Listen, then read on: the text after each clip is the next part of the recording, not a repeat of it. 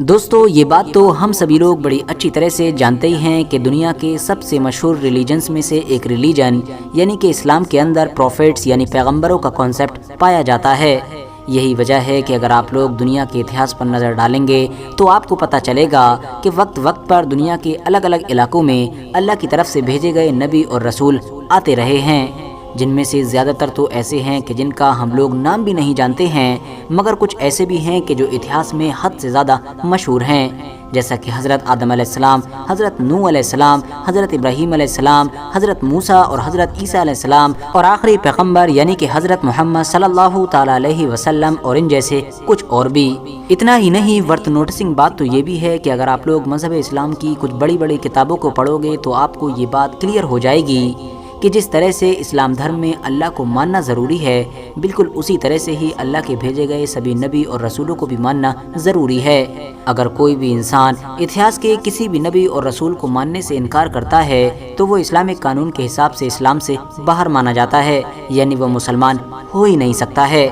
مگر یہ بات بھی جان لینا ضروری ہے کہ جس طرح سے اسلام میں ہر نبی اور رسول کو ماننا ضروری ہے، بالکل اسی طرح سے یہ بات بھی ماننا ضروری ہے کہ جو آخری نبی ہیں وہ حضرت محمد صلی اللہ تعالیٰ علیہ وسلم ہیں، یعنی ان کے بعد اب اسلامک قانون کے حساب سے بھی ہماری اس دنیا میں کوئی بھی نبی نہیں آ سکتا ہے، کیونکہ اللہ کی طرف سے بھیجے جانے والے سبھی نبیوں اور رسولوں کا سلسلہ پیغمبر حضرت محمد صلی اللہ تعالیٰ علیہ وسلم کے ساتھ ہی بند ہو چکا ہے۔ لیکن اتنا سخت قانون ہونے کے باوجود بھی ہم لوگ دیکھتے ہیں کہ صرف اور صرف پچھلے 1400 سال کے اتہاس کے اندر ہی ہماری دنیا کے الگ الگ علاقوں سے الگ الگ وقتوں پر ایسے بہت سارے لوگ اچانک سے اٹھ کھڑے ہوئے ہیں کہ جنہوں نے نہ صرف یہ دعویٰ کیا کہ میں اللہ کا نبی ہوں، بلکہ انہوں نے اپنی ایک بڑی فین فالوئنگ بھی بنا لی تھی، یعنی اپنے فالوورز کی ایک بڑی تعداد بھی بنا لی تھی، اور ان میں سے کچھ تو ایسے بھی ہیں کہ جن کے آج بھی بہت سارے فالوورز ہماری اس دنیا میں موجود ہیں۔ لیکن دوستو یہ بات تو ساری گئی گزری ہیں، یعنی ان باتوں کو تو ایک لمبا وقت گزر چکا ہے،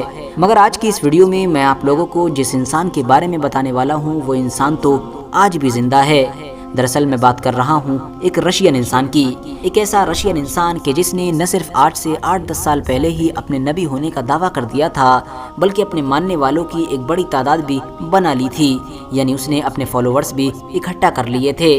اتنا ہی نہیں، اس نے تو زمین کے نیچے اپنی ایک بڑی خلافت یعنی حکومت بھی قائم کر لی تھی۔ لیکن دوستو اب آپ لوگ یہی سوچ رہے ہوں گے کہ آخر آج کے دور میں اپنے نبی ہونے کا دعویٰ کرنے والا یہ انسان ہے کون، اور اس نے اپنے فالوورز کیسے بنائے، اور آخر زمین کے نیچے اپنی بڑی خلافت کیسے قائم کر لی، کیونکہ آج کے دور میں تو یہ چیز بالکل بھی ممکن لگتی ہی نہیں ہے، وہ بھی رشیا جیسے دیش میں کہ جس کی گنتی آج کے دور میں دنیا کی سب سے ایڈوانس کنٹریز کے ساتھ کی جاتی ہے۔ تو چلیے آج کی اس ویڈیو میں آپ لوگوں کو اس ٹاپک سے ریلیٹڈ سب کچھ سمجھانے کی کوشش کرتا ہوں۔ RH نیٹ ورک کے نالجبل فرینڈز، یہ اگست سن 2012 کی بات ہے کہ جب رشیا کی پولیس تاتارستان نام کے علاقے میں جا کر 2 مسلم رہنماؤں کے قتل کی تفتیش کر رہی تھی۔ یاد رہے کہ یہ ایک ایسا علاقہ ہے کہ جہاں پر مسلمان بہت زیادہ آبادی میں رہتے ہیں۔ اتنا ہی نہیں، رشین پولیس یہ تفتیش کرتے کرتے اچانک سے کازان شہر کے نوا میں موجود ایک ایسے گھر کے سامنے پہنچ گئی کہ جو گھر دیکھنے میں تو بالکل عام سا محسوس ہوتا تھا،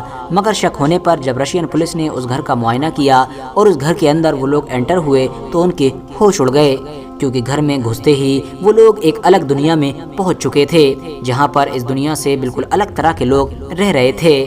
یاد رہے دوستو کہ اس گھر کے اندر انڈر گراؤنڈ میں 8 منزلہ ایک عمارت بنائی گئی تھی، اور اس 8 منزلہ انڈر گراؤنڈ عمارت سے پولیس نے 27 بچوں سمیت لگ بھگ 65 لوگوں کو باہر نکالا تھا۔ یہ سب 65 لوگ وہ تھے کہ جو پچھلے 15 سال سے لگاتار اس انڈر گراؤنڈ گھر کے اندر ہی رہ رہے تھے۔ حیرانی کی بات تو یہ ہے کہ اس گھر سے نکالے جانے والے سبھی بچوں میں سے زیادہ تر بچے تو وہ تھے کہ جو اس گھر کے اندر ہی پیدا ہوئے تھے، جنہوں نے نہ تو اس سے پہلے کبھی دن کا اجالا دیکھا تھا، نہ ہی وہ کبھی کسی ڈاکٹر کے پاس گئے تھے، اور نہ ہی وہ پڑھائی لکھائی یا پھر اسکول جیسی کسی چیز کو جانتے تھے۔ رشین پولیس کی مانے تو اس گھر سے نکلنے والا یہ جو بڑا گروپ ہے یہ مسلمانوں کا ایک نیا فرقہ ہے جو اپنے آپ کو جماعت المسلمین کا نام دیتا ہے، مگر رشین پولیس کے ساتھ ساتھ رشیا کی میڈیا نے بھی اس نئے فرقے کو فائز رحمانی فرقے کا نام دیا ہے۔ وہ اس لیے کیونکہ ان لوگوں کا جو لیڈر ہے وہ دراصل 83 سال کا ایک بوڑھا انسان ہے جس کا نام فائز رحمان ستاروو ہے۔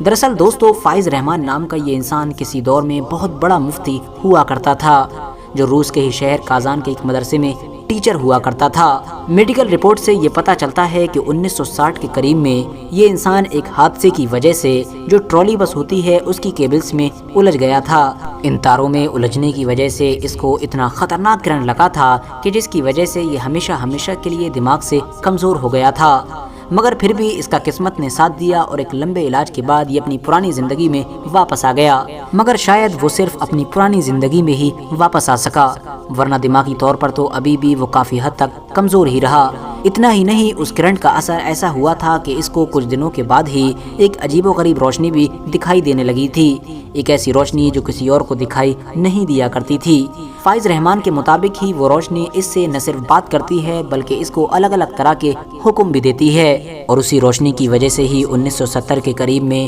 فائز رحمان نے نبوت کا دعویٰ کر دیا، یعنی کہ یہ کلیم کر دیا کہ میں اللہ کی طرف سے بھیجا گیا ایک نبی ہوں۔ اتنا ہی نہیں، اس نے لوگوں کو یہ بھی بتایا کہ مجھ کو خدا کی طرف سے ایک بار پھر سے پوری دنیا میں اسلامی خلافت قائم کرنے کے لیے بھیجا گیا ہے، اسی لیے رشیا کے مسلمانوں کو چاہیے کہ وہ میری اطاعت کریں اور مجھے زیادہ سے زیادہ سپورٹ کریں تاکہ میں ایک بار پھر سے پوری دنیا میں اسلامی خلافت قائم کر سکوں۔ مگر دوستو، لاکھ کوششوں کے باوجود بھی فائز رحمان کو اپنے اس مقصد میں کامیابی نہ مل سکی۔ کئی سالوں تک لگاتار وہ رشیا کے الگ الگ علاقوں میں گھومتا رہا اور لوگوں کو اپنے دین کی دعوت دیتا رہا، مگر کسی بھی انسان نے اس کی ایک نہ سنی۔ اب ہوا یہ کہ جب فائز رحمان نے دیکھا کہ وہ اپنے اس مقصد میں کامیاب نہیں ہو پا رہا ہے تو اس نے ایک عجیب و غریب فیصلہ کیا، اور وہ فیصلہ یہ تھا کہ اس نے اپنے 7,500 اسکوائر فٹ جگہ کے نیچے انڈر گراؤنڈ میں 8 منزل ایک عمارت بنوانا شروع کی، اور پھر جب یہ عمارت بن کر تیار ہو گئی تو 1996 میں یہ اپنے سبھی پیروکاروں یعنی اپنے سبھی فالوورز کے ساتھ اس عمارت میں ہمیشہ کے لیے چلا گیا۔ جس وقت یہ اپنے پیروکاروں کے ساتھ اس عمارت میں گیا تھا اس وقت اس کے فالوورز کی تعداد بھی بہت کم تھی۔ اس کے فالوورز میں سے صرف 2-4 لوگوں کو ہی باہر آ کر کھانے پینے اور اس جیسی ضرورت کی چیزیں خریدنے کی اجازت تھی، اور وہ خرید کر ان چیزوں کو اندر لے آتے تھے۔ 1996 کے بعد سے لگاتار اگلے 15 سال تک یہ لوگ اسی انڈر گراؤنڈ عمارت کے اندر رہے تھے، اسی کے اندر ان کی شادیاں ہوئیں، اسی کے اندر نئے بچے پیدا ہوئے، اور اسی کے اندر اگر کوئی انسان مر گیا تو اس کو دفنا بھی دیا گیا۔ فائز رحمان کے مطابق ابھی اس کے فالوورز یعنی پیروکار اتنے طاقتور نہیں تھے کہ وہ زمین کے اوپر خلافت قائم کر سکیں، اسی لیے اس نے انڈر گراؤنڈ یعنی کہ زمین کے نیچے خلافت قائم کرنے کا فیصلہ کیا۔ اتنا ہی نہیں، فائز رحمان کا تو یہ بھی ماننا تھا کہ مناسب وقت آنے پر میرے فالوورز زمین کے اوپر آتے اور پوری زمین پر پھیل جاتے، یعنی پھر خلافت قائم کرتے۔ پولیس کی گرفت میں آنے کے بعد فائز رحمان کے ساتھ ساتھ اس کے کچھ خاص فالوورز کو بھی بچوں اور عورتوں کو بری طرح سے رکھنے اور ان کے ساتھ برا سلوک کرنے، ساتھ ہی ساتھ عام لوگوں کو بہکانے کے جرم میں جیل میں ڈال دیا گیا ہے۔ اور رہا سوال اس زمین دوز عمارت کا یعنی 8 منزلہ انڈر گراؤنڈ عمارت کا، تو اس کو بلڈوزر کے ذریعے سے ڈھا دیا گیا ہے۔ باقی جو لوگ پچھلے 15 سال سے لگاتار اس انڈر گراؤنڈ تہہ خانے میں رہ رہے تھے ان کے اندر ٹی وی اور اس جیسے کچھ خطرناک مرض بھی پائے گئے ہیں۔ اس کے علاوہ ان کی دماغی حالت بھی کمزور ہو چکی ہے، اور اب وہ اس کنڈیشن میں نہیں ہیں کہ اپنی زندگی کو نارمل طریقے سے شروع کر سکیں۔ فی الحال دوستو، آج کی اپنی ویڈیو کو ہم یہیں پر ختم کرتے ہیں۔ ویڈیو پسند آنے پر نہ صرف ویڈیو کو لائک کریں بلکہ اپنے فرینڈز کے ساتھ بھی ضرور شیئر کریں، اور اسی طرح کی نالجیبل اور ہسٹوریکل ویڈیوز ہمیشہ دیکھنے کے لیے ہمارے اس چینل کو سبسکرائب کر کے ساتھ ہی میں بیل آئیکن کو بھی پریس کر دیں۔